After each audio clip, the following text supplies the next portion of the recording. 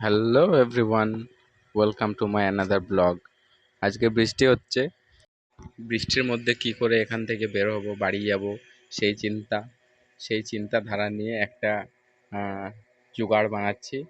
দেখো জোগাড়টা কেমন লাগছে একটু কমেন্ট করে জানাবে। ভিডিওটি যদি ভালো লাগে অবশ্যই একটা সাবস্ক্রাইব করে দেবেন, লাইক শেয়ার একটু করে দেবেন। শুরুটা না হলে ছোট থেকেই হোক, সবাই ছোট থেকেই তো বড় হয়।